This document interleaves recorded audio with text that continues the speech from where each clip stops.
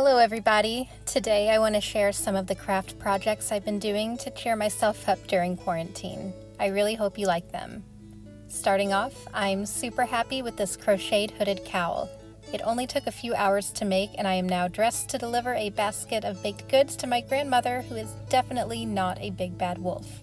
This was inspired by New It Clothing's mythic cowl in oxblood. I'll put a link to the website in the description box if you want to see what else they have.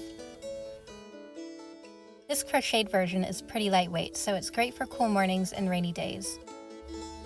It only took one $6 skein of chunky red yarn, and I used a hook that I carved out of craft store wood a few years ago. It reminds me so much of a magic wand, and it's coated in lavender oil and beeswax, so it leaves a really nice scent on whatever you're making. I would be happy to make a video on hand carving hooks if anyone is interested, and I'll definitely be making a video tutorial for this pattern, so stay tuned for that.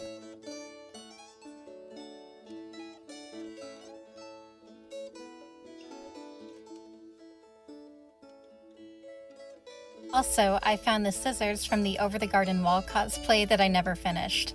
I've always loved the comic book design for Adelaide that they used on the sheet music page. Anyway, here are some more crochet projects I've actually finished. This is a blanket, very basic but very warm. I made this backpack using 2 strands of yarn at once, and it's basically just a drawstring bag with an added pocket and flap at the top. It's held up really well so far. I've been using it as a lunch bag to take to work. If you haven't figured it out already, I really enjoy making bags and purses. My sister recommended using them as lavender sachets, which is a great idea. My whole purse smells like flowers and I absolutely love it. I also made a matching bag for my tarot cards. It closes with a cord that wraps around the button on the front, and it was also made with 2 different strands of yarn at once. I really like how thick and sturdy that makes it. By the way, I love these tarot cards. They double as a regular deck of playing cards, which makes them just a little bit more practical and useful.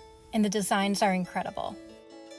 Speaking of practical, I thrifted this wooden stand and brass pot at the Goodwill a few months ago, and they make a wonderful place to collect spare change. Finally, a use for that cauldron.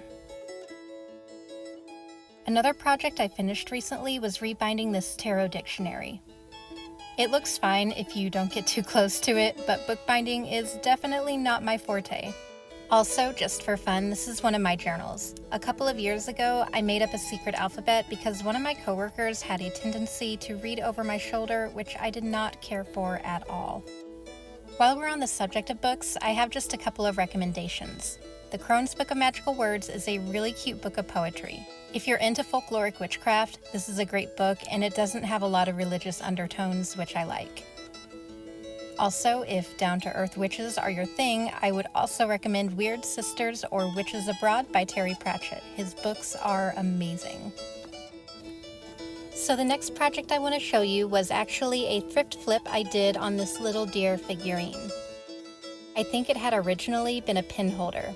It looked so sad and small on the shelf at Goodwill, and I thought it would make a really sweet baby unicorn to go with the rest of my weird horse collection. I painted it with acrylic craft paint, and it helped to tape off the edges so that I didn't have to repaint the whole wooden base. The hole where the pin holder used to be was just the right size for some fake flowers.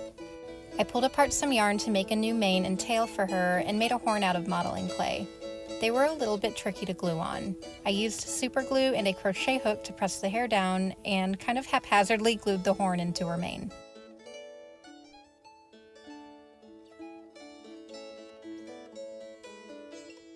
The tail was just another piece of yarn that I glued underneath her backside, using an embroidery needle to shove that into place.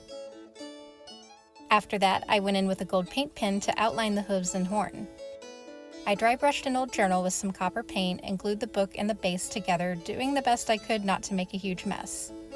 And while I did end up making a huge mess, in the end it turned out really cute.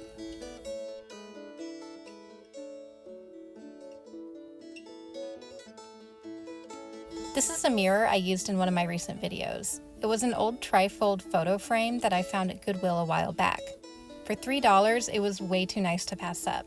All it took was a few round mirrors and some scrapbooking paper from the craft store. I had been watching Ashley from Best Dressed redo her apartment in LA, and this was definitely inspired by her pink and gold bedroom wallpaper. Since I was gluing the mirrors directly to the glass on the photo frame, I used E6000 just to be safe. I really don't trust super glue for this kind of thing.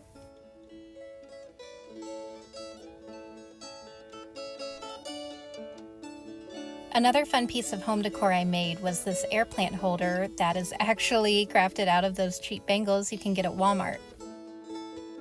I actually did a video a couple of years ago on making steampunk ornaments using the same technique, but I probably need to do a more updated version of that.